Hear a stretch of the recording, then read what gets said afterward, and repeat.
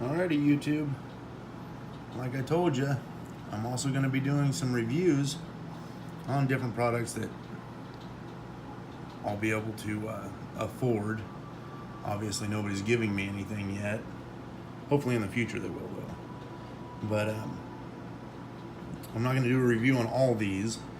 They're just kind of sitting out there for size comparison. What we're going to be reviewing is my Benchmade that I got a couple months ago.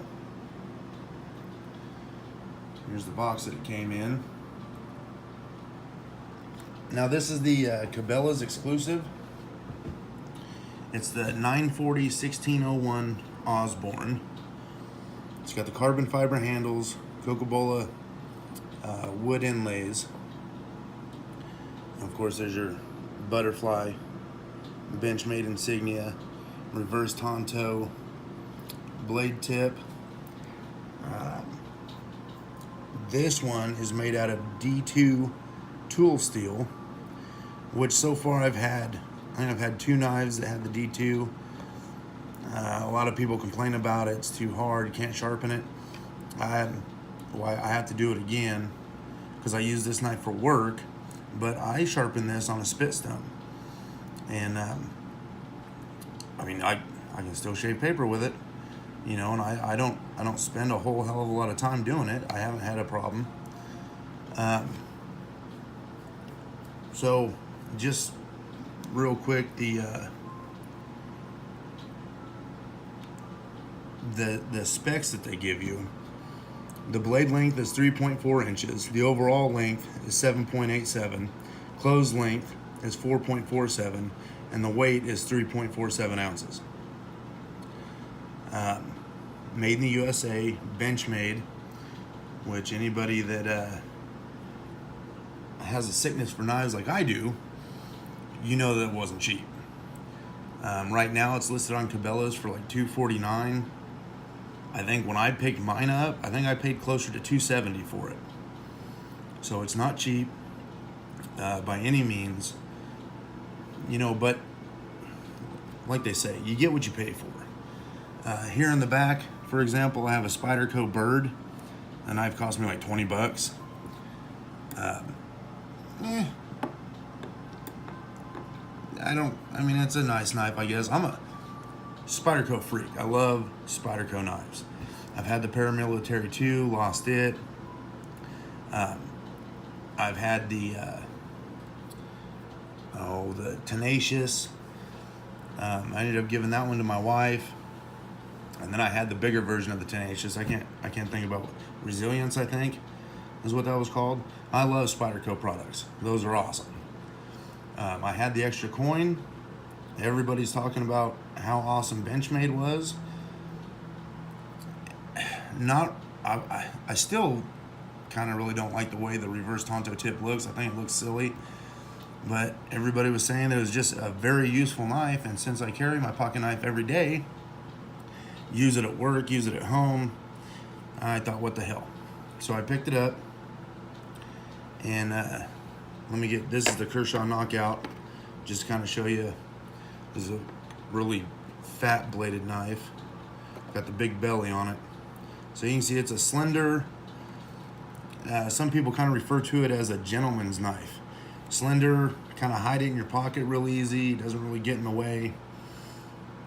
You know, it's pretty nice. Let me get all this other crap out of the way here.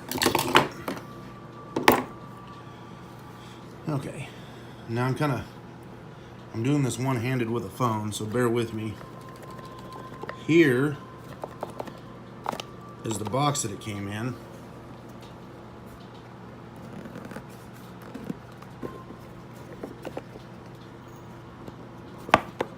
Come on. Benchmade box.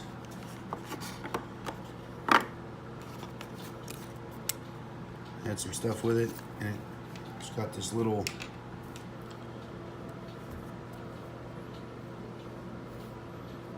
I don't know. It's not satin, but I mean, it's kind of nice. I don't know why the hell you stick your pocket knife in this baggie, but I guess if it's, you know, you're just a collector, be a way to keep it. Then you got little pamphlets, oiling, and other knives, Benchmades,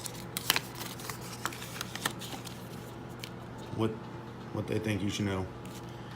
$270. I haven't oiled this knife once. If you look at the blade, you see that it's all, like, I just kind of washed it up a little bit. There's some gunk right there that I missed. But you see the blade's kind of like stained. It's just got some crap on it I couldn't get off, and that's because I use it every day. So far, awesome. I love it. A lot of people like to, I guess, compare these to the Paramilitary 2, because the Paramilitary 2 from Spyderco is also a nice in-pocket fit. And I can attest to that. But whenever I had that in my pocket, it didn't really get in my way. I didn't stick it in the side where I put my phone or anything, but like getting in to get my keys and all that kind of stuff out, didn't really get in my way. Neither does this. This, very streamlined. You put it right in the corner of the pocket, and you almost fit your whole hand, next to the knife without actually having to rub in on it. The only thing I didn't care for, and I don't have it out here right now, but the original belt clip that came with it. What I ended up doing was I went to Blade for Sale on Amazon, and I picked up that anodized blue belt clip. Now, this belt clip is awesome. This is a deep seat or a low ride belt clip. You can see from the loop, if I can get it to focus,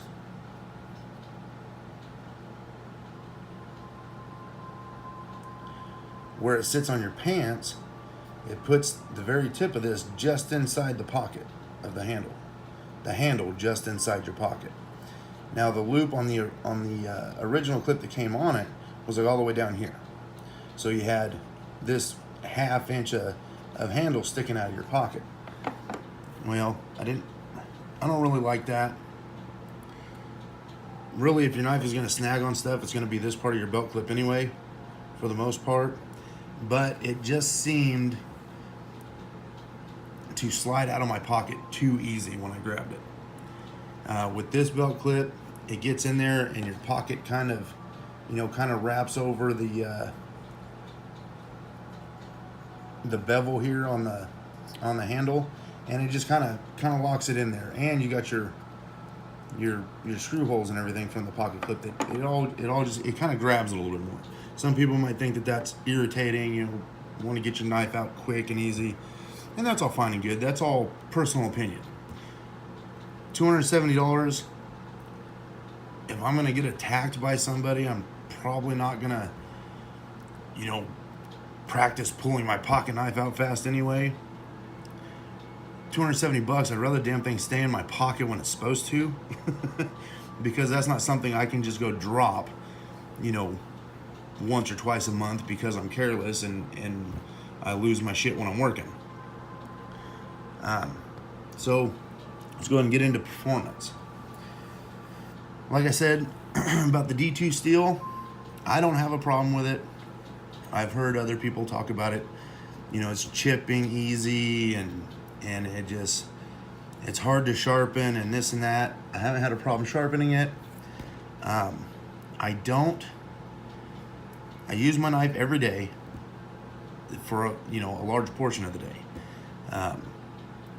Anything that needs to be cut, I don't go for clippers and stuff. I usually just pull my pocket knife out to cut zip ties, and, cut down boxes, cut open packaging, whatever the hell I need to cut, cutting hoses, air hoses and whatnot. Whatever I need to cut, I usually go for my pocket knife rather than going for the tool bag and trying to find something.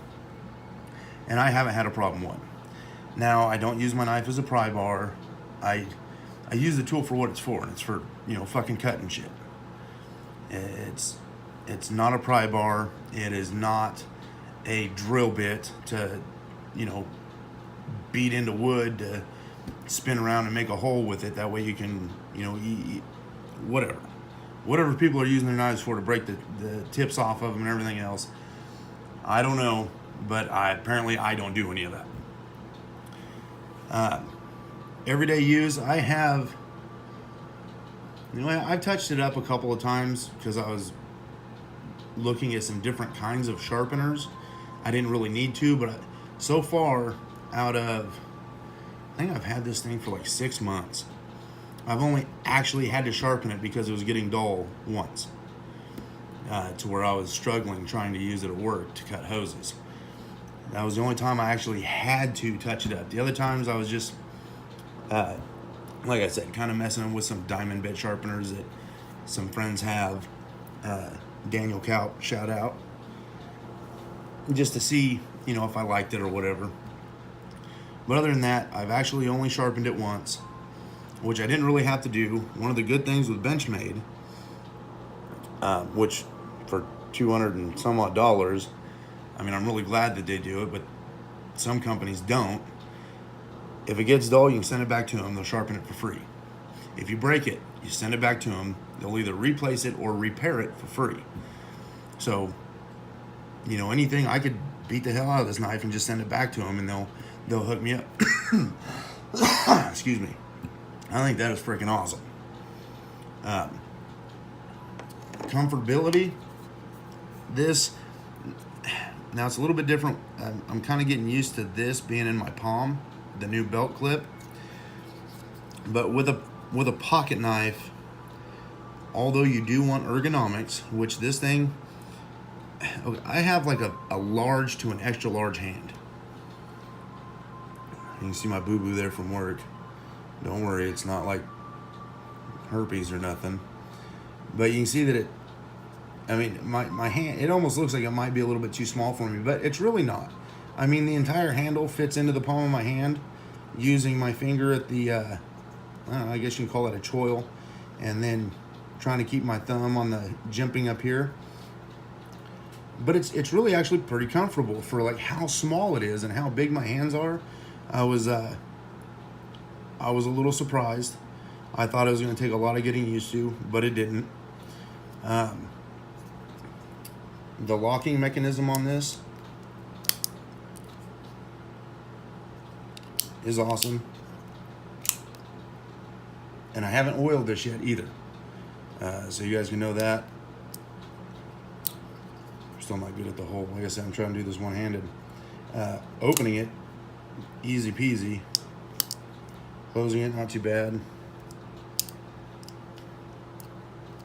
I'm not too, I'm not very coordinated to try to sit behind this camera and do the, there it is. No thumb stud use. Easy one-hand operation is awesome. A friend of mine, Daniel Kaup, has got a Kershaw, I want to say it's a Kershaw leak or something. And he was boasting about how fast the spring assist was on it. And it was pretty nice. Well, I opened this up, and it, you know, you can see it just shoots right out of there like a freaking bullet. He's like, oh man, dude, how strong is the spring on that? Well, the only spring I got here, bud, is just what locks it into place. Otherwise, there's no, it's not spring loaded. And he was pretty impressed with the performance of that blade in that aspect. As far as cutting, like I said, I only had to sharpen it the once. Otherwise, this thing came extremely sharp. I've heard some instances, watching some videos on Benchmade, where quality control, you know, they got a knife and they had to sharpen it immediately. When I got this, it was, I mean, I was shaving hair with it right out of the box. Awesome. So in a, you know, 6-month review of an everyday, you know, work knife, I couldn't give, you know, it would be a fight I would have to fight with myself to decide on carrying this or something like the paramilitary 2, because I love that knife also. But I said this one, I can't really tell it's in my pocket. I catch myself checking to make sure it's still there, make sure I didn't snag it on something and lose it. It does its job, and after all that prying on zip ties and banding, box banding and everything, you know, slide it in there sideways and then twist the knife up, it hasn't come loose. It doesn't shake, rattle, nothing. I mean, this thing is, for such a, like, I'd say dainty. For such a dainty knife, this thing is a freaking tank. Now,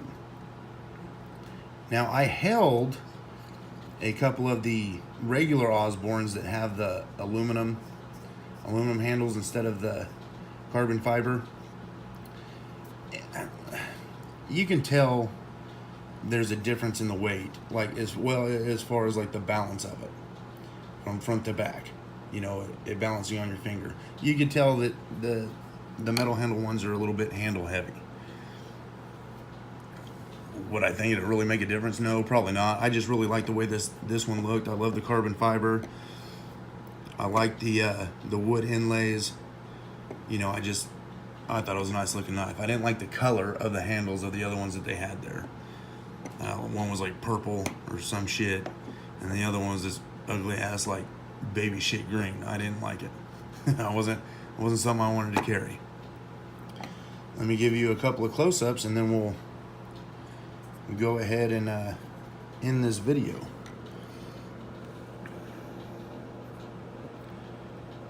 So, yeah, see, I work in a place that makes seasonings like rib rubs and stuff like that, and that's what you see there.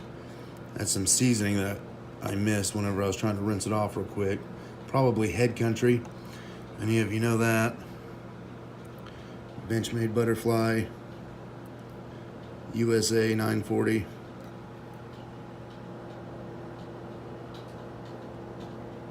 No?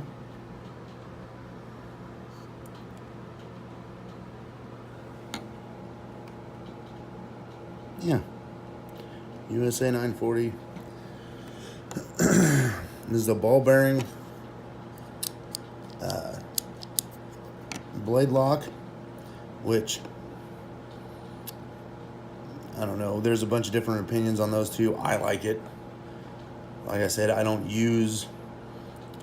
plan on sticking my knife into the side of a tree and then rappelling off of a rope with it down a mountainside. That's not, hopefully if I'm in a situation where something like that, you know, I would have better or the right kind of equipment to do that. See the wood grain? I love that. I think that looks great. Carbon fiber on the handle. This also is tip up, right or left hand carry. Flip it over here.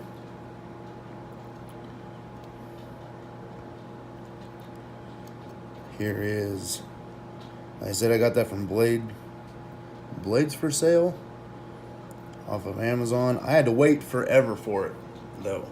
So if you do buy something from them, I don't know if it's just that this is an insanely popular knife or they're just extremely slow. I know that the guy does make them by hand, and these are made in the USA. That's the reason why I was willing to wait and everything, because it's made here at home, and the guy's making them by hand, and he does an awesome job. I mean, it's really, that's a good looking belt clip.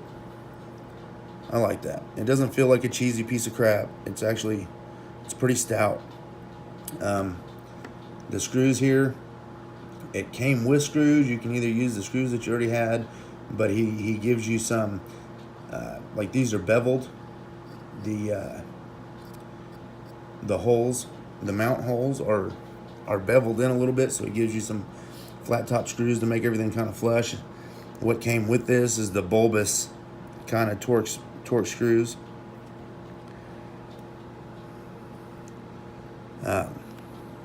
Your locking system is on both sides of the knife. So I haven't really tried doing it one-handed or one finger. Yep.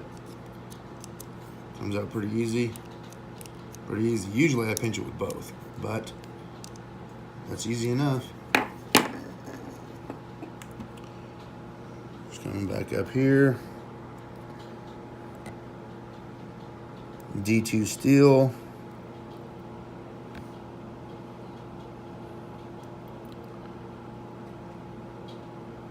Osborn design, benchmade.com patent. And like I said, this is a cabelas rendering of what they wanted the knife to look like. So they bought this from Benchmade, said that they wanted the Coca-Cola, they wanted the D2 steel. This is how they wanted the knife set up for a cabelas knife. Now there is somebody else that I found on YouTube. Oh, I'm gonna have to find it again. I'll try to find it and then leave a link in the description. Anyhow, he had some made for his store, and it was wicked looking. It was a red and black design. The studs were red anodized. The handle was black, and then like in the center here, there was like a red, like diamond inlay. It looked wicked. Really, he didn't have any whenever I was ready to buy one, and he wasn't sure if he was going to get any more. So, you know, this is what I went with. But if I could have gotten that red one was, like I said, it was wicked looking. I will try to find out who that was and leave a link in the description for you guys to go check him out. But there it is, my Benchmade 940 Osborn 16-1601. Awesome knife. If you have a sickness like I do, you know, I know it's really expensive. People can't just run out and, you know, buy a bunch of these at once. But if you are able to hold on to your stuff pretty well, like I normally do, I would definitely recommend spending the money. Because this thing is awesome. Alrighty, YouTube. Thank you. This is my first of hopefully many reviews of just,